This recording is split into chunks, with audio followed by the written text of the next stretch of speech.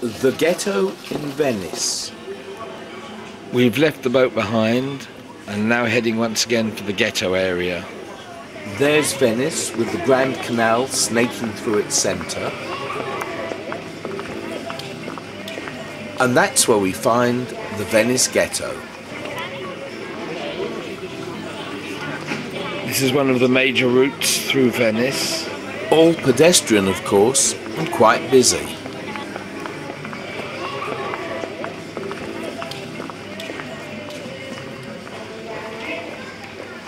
We've come here to find the old Jewish quarter, and it seems to be down this way.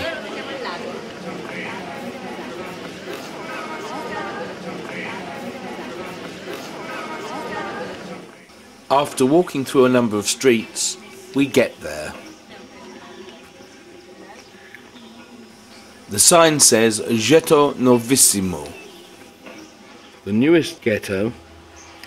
And here too you can see that there were Jews. They were settled in this area in 1633. This is the Ponte or bridge of the Ghetto Novissimo, and looking upwards, apparently that's how you do your washing around here.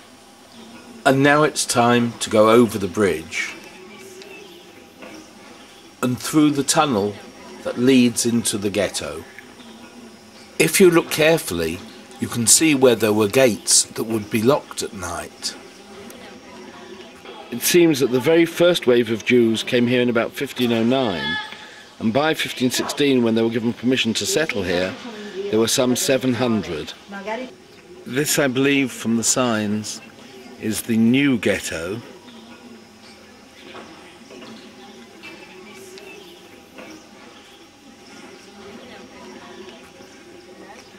Because that bridge is called the Bridge of the Old Ghetto. On the other side of the square is the old age home, and I think it's from here that some of the Jews were deported. Apparently, before the war there were about 1,200 Jews in Venice, but of course by this time they'd all become integrated, and many of them lived outside the ghetto, although I think they came here thinking they might be safer. Lots of them were hidden by the local Italians, and only some 200 were actually deported and lost. This is called l'ultimo treno, the last train, and is a memorial to those who were deported. In fact, all their names are carved in the wood. Out of the 204 who were actually deported, it seems that only 8 returned. One corner of the campo has been set up as a Holocaust memorial.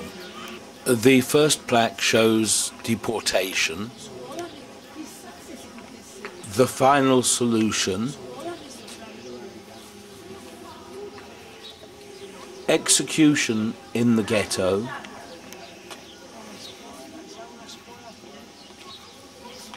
punishment,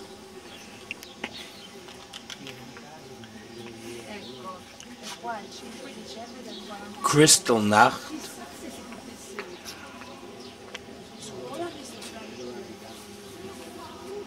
the revolt of the Warsaw Ghetto, and the quarry. And the plaque says, men, women, children, masses for the gas chambers, advancing toward horror beneath the whip of the executioner. Your sad Holocaust is engraved in history, and nothing shall purge your deaths from our memories, for our memories are your only grave. And I think this plaque tells us that the city of Venice remembers the deportations that occurred on the 5th of December 1943 and the 17th of August 1944. It's been explained to me that in the late 1500s, when they wanted to put the Jews into an enclosed area, they used the new foundry area. That was the Ghetto Novo. Apparently when Ashkenazi Jews were put here, they couldn't say the word ghetto, so they called it ghetto. And this apparently was the first ghetto in Europe. Afterwards, the Jews moved out into the Ghetto Vecchio, the old foundry, which is actually the newer of the ghetto areas. In fact, the ghetto was set up in 1516 and the newer ghetto area in 1541. And apparently after the Jews had been here some 30 years, the Pope ordered that every Italian town should have ghettos. And they were only abolished in the time of Napoleon, but only for a short time, because Napoleon handed Venice over to the Austrians. They, however, couldn't easily reimpose all the old restrictions, just some of them. The first Jews were allowed to build a shul in, I think, 1528, according to the Ashkenazi ritual. They were already immediately restricted when they came here. During the day, they were allowed out, but had to wear a yellow badge or a yellow hat. And they were shut in at night. I believe they actually had to pay for a guard to keep them here, a guard at the canal. They were only allowed to be pawnbrokers, doctors, or dealers in second-hand clothes. They had 5 large windows in their shul, perhaps to mark it out clearly as a shul. And it's interesting that on the steps to the ark, it tells you who gave the money for the ark. In, I think it was 1532, the second Ashkenazi shul was built. This, in fact, was the cupola or dome, which was above the reading desk. Again, there's an inscription telling you who gave the money for the ark. The third shul to be built was the Italian shul. It was built in 1575. Today there is tourism in the ghetto, so you can find Jewish shops. Being a shop in the ghetto, there is plenty of glass, but this chess set shows Ashkenazim versus Sephardim. The bridge over the canal leading to the newer ghetto area. I do hope none of that washing falls in. A memorial plaque to Chief Rabbi Adolfo Ottolenghi, who tried to escape to Switzerland, but was turned back and then deported. He died in Auschwitz in 1944. And now we walk through the Ghetto Vecchio, the old dumping ground for the copper foundry, but in fact the newer ghetto. And as you see in Yerushalayim so often, the mezuzah actually set into the stone. A really narrow alleyway. You can also see those houses that used to be Jewish owned and no longer, and those that still are. Apparently there are some 300 Jews registered as living in Venice, some 500 Jews, sorry, registered as living in Venice, but only about 30 in the ghetto itself.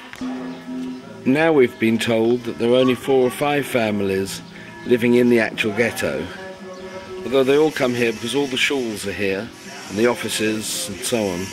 In, I think it was 1542, the Sephardi Jews came here, and they were well-to-do merchants, so they helped, in fact, the Venetian economy, and they too were allowed to settle. And I'm not sure whether the rules were quite so strictly applied. Maybe they were, but I'm not quite sure. This is the Spanish shul. That's the one that's got more space, so it's used in the summer. Outside this one you can see Ashrei Yoshvei Veitecha Od Yihalalucha Selah, and it looks very much as though the shul is up there. It seems to have been built in 1555. And finally the Levantine shul, and this one is used in the winter because although it's a little smaller, it's got the heating. This seems to have been built in 1538. All the shuls you'll notice are upstairs, and of course the ladies' galleries are even higher. They had to be built upstairs as the law forbade the construction of a synagogue as a separate building. And it's got a war memorial which appears to be from 1915 to 1920.